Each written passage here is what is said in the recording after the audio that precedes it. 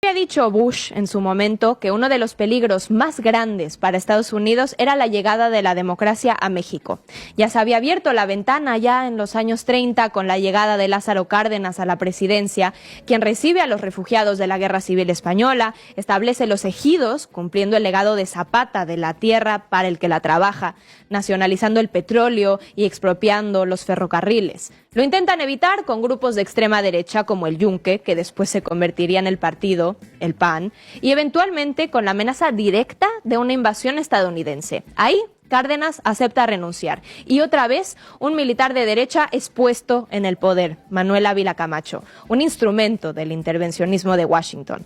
La ventana se cierra por 78 años, pero el temor de Bush se consuma. Después de incontables masacres, sometimiento, fraudes electorales propios de una dictadura perfecta, el pueblo llega a la presidencia de México en 2018, de la mano de Andrés Manuel López Obrador, y llega en medio de un nuevo interregno.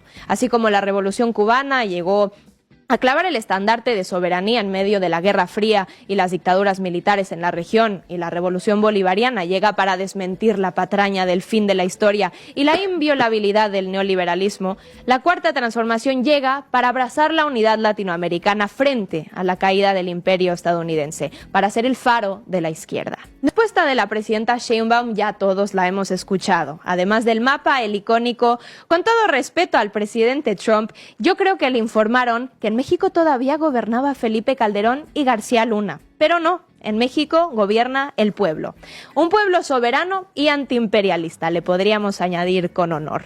¿Pero qué hubiera significado que siguieran gobernando Calderón y García Luna? Pues fueron los condes de la guerra contra el narco, los titiriteros de las redes de secuestro y los testaferros del cártel de Sinaloa. De eso hemos hablado muchas veces. Pero no son dos manzanas podridas, son simplemente los últimos eslabones de la historia del lacayismo mexicano con el imperio yanqui. Así que veamos tan solo dos capítulos de esta historia. 1.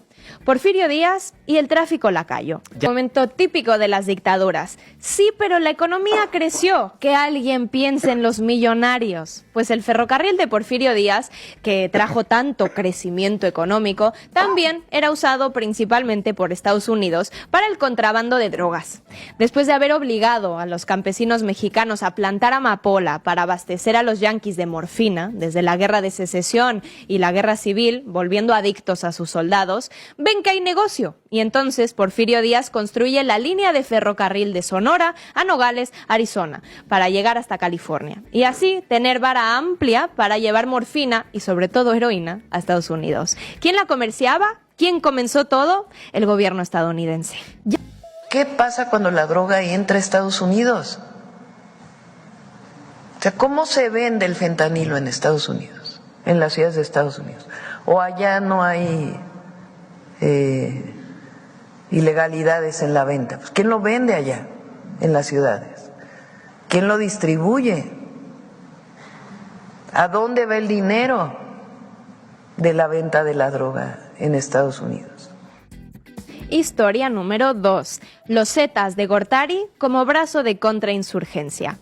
Salinas de Gortari da a luz al neoliberalismo en México. Aleluya. Libre empresa, libre mercado, también y especialmente para las drogas. Y qué mejor que traficar drogas a la par que reprimes movimientos sociales. Sin ser nada nuevo, los yanquis ya tenían la experiencia de los contras en Nicaragua, que fabricaron y utilizaron para tratar de derrocar al sandinismo y de pilón llevar cocaína a Estados Unidos en aviones del ejército estadounidense. Y en México crean a los Zetas. Ya habían creado al grupo de élite GAFE, Grupo Aeromóvil de Fuerzas Especiales, que habían entrenado en la Escuela de las Américas, es decir, la escuela predilecta de los dictadores de todas las dictaduras militares en América Latina, en técnicas de contrainsurgencia. Entonces, sus represores les añaden una labor más, el narcotráfico. Serían los famosos Zetas, que antes de volverse el cártel más temerario del país, tienen como primera labor reprimir al recién surgido EZLN.